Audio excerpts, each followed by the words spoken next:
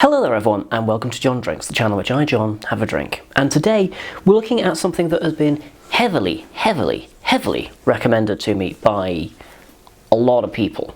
I know lots of people, and they're great people, and they all love me. I'm trying to do a Donald Trump impression, it's not working, is it? I lack the ego, despite recording myself to be put up on the internet. I don't lack the ego at all. I'm quite egotistical when you think about it, really. But anyway, this is Blair Athol. It is part of what is sort of unofficially but kind of officially now known as the Flora and Fauna range, and this one has... oh crap, what animal is that? Is that a badger? I can't quite tell. No, an otter? I'm struggling a little bit to identify the animal on this bottle, so I will flash up the correct answer because my mammal identification skills are quite poor. This will turn out to be a haddock or something like it, but anyway, there is an animal on it. There is a range of Diageo bottlings, and the idea behind them is Diageo decided that they would bottle distilleries of theirs that are normally just used as kind of like blend filler. So there have been bottlings like this. They're called the Flora and Faunas. Blair Athol, Diageo is another one. I know Bladnoch was one in the past. It's since changed hands. Rosebank's a fairly famous example. That's now closed, going to be reopening at some point. Other Flora and Faunas, there are others.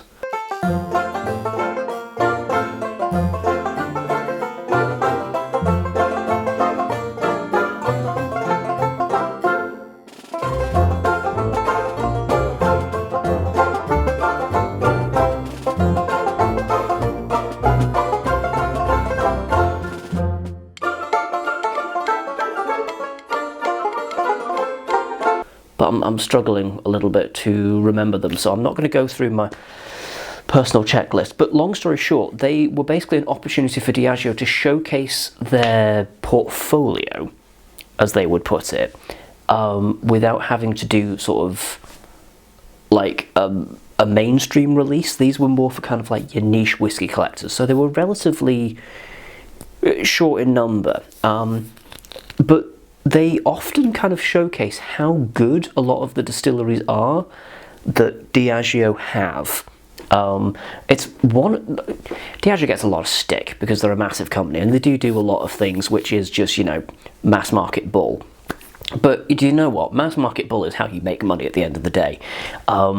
But they do also do a lot of things for like whiskey connoisseurs. They do special releases each year. They do lots of cask strength stuff. They do lots of limited editions. They do a lot of stuff really right. And I think a lot of people forget that. I'm guilty of that from time to time myself. I've worked with them in the past, and then it's when you're working with them that you're kind of like, oh yeah, these guys really do know their shit. You almost forget that sometimes. And I don't think I'd be honest if I didn't go, do you know what? Occasionally I can be a bit biased because they're a big company and I'm a hipster fuckface, so sorry Diageo. I'm really looking forward to this. The amount of just sort of gushing praise that I have heard for Blair Athol and the Diageo in particular, the Flora and Faunas, fucking Nora, Flora and Faunas, Jesus, tongue twisters, is incredible. This is my first go of a Flora and Fauna ever. This miniature I actually got off of the secondary market. It was an auction bottle. I paid £5 for that, which good going, to be honest. I mean, I've got an example of another bottle. Do you know what? There's Hendrick's actually right up here, out of a supermarket. That was a £5. That's as mass market as you can get. A £5 for something like that. Quid's in, amazing. You know, so I have no issue with having paid that. You probably can get your hands on them somewhere, I know not where.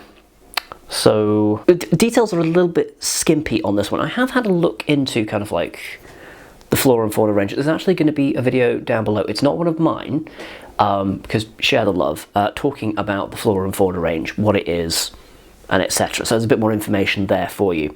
But they're a bit skimpy on the details when it comes to colouring and chill filtering. I don't know. But they tend to, but I don't know, so I don't want to say for fact, and I don't want to kind of guesstimate. The colour that is there is quite a light gold kind of a colour, so I don't know, if they have used colouring, they've not gone nuts, which is good. Ooh. Oh, the nose on that is beautiful. Ooh, marzipan. Golden syrup. Honey roasted peanuts. Christmas pudding. Figs, dates, all that kind of like dark stewed fruit. Demerara sugar. I'm going to say a bit like the sponge on a sticky toffee pudding. Ooh. It smells of luxury. That's all I have to say about it. It smells of luxury. And I'm going to drink some now because I want to. It's safe to say I've never tasted a whiskey like that before. Wow. Do you know, I was so busy enjoying it, I have no notes for you. I know that I liked it, but I don't know what it tasted like because I wasn't paying attention. I was too busy enjoying myself. It's like trying to do a Sudoku mid-orgasm. It's never going to happen. There's a flavour up front that defies explanation, but I need to try and explain it somehow. I kind of want to say crumpets. I'm not sure I'm right. There's like a synapse firing. It's a delightful flavour. I can't put my finger on what it is, which is odd. In terms of the overall flavour, it's strange. It kind of jumps between cakey and quite buttery and luxurious, and then like sour fruit. It's a weird interplay, and it kind of bounces between the two, and then the finish is quite sour, with still some kind of like gingery, syrupy kind of flavours as well. The aftertaste just sticks around as well. It's quite fantastic. I need to try and identify what this flavour is. It's got like a semi-acrid bitterness to it, but at the same time there's like this kind of plummy sweetness to it. But it's all kind of coming together in one flavour, and I can't put my finger on what the flavour is, but it is reminding me of something. I know this is not useful at all. All you need to know is it's nice and it's weird and it's different. I'm going to chuck a bit of water in because that might help uncover the mystery of what the bloody hell this is. I'm going to have to buy a bottle of this already. I'm in that kind of territory. Ooh. Has anyone ever had those like Highland toffee chew bars? That's what that turns into with some water. There's a little bit like WD-40 on it as well.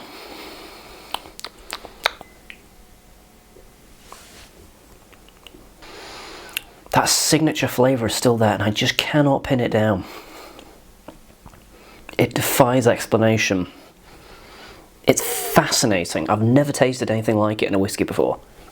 I thought I had it there, but no. What are you? Also, I finished. So, I mean, if nothing else, like normally you watch a review, it's like, should I buy this? The answer is yes, you should fucking buy this. It's an adventure in a glass. It's lovely the whole way down. It's weird.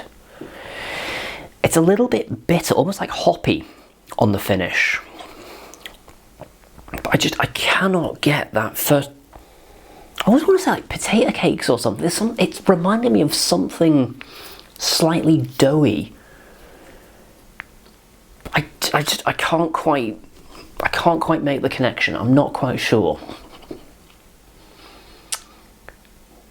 But yeah, it kind of jumps all over the place. So it's a little bit bitter, it's a little bit sour, it's a little bit fruity, it's a little bit sweet. It kind of covers all the bases.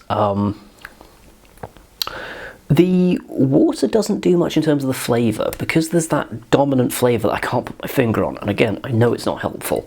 That is still there. It still comes through, even though I think I went a bit overboard with water, to be honest. I'll hold my hand up and say that was a bit of a big pour. It still comes through. It stands up to it. It's tremendous. Weird. But you know what? It absolutely works. I still don't know what it tastes like, and I still don't know what that fucking animal is on the front. So I don't know how useful this review was. You just kind of watched a man drink whiskey and question if he knows anything about the world around him? And the answer is no, not really.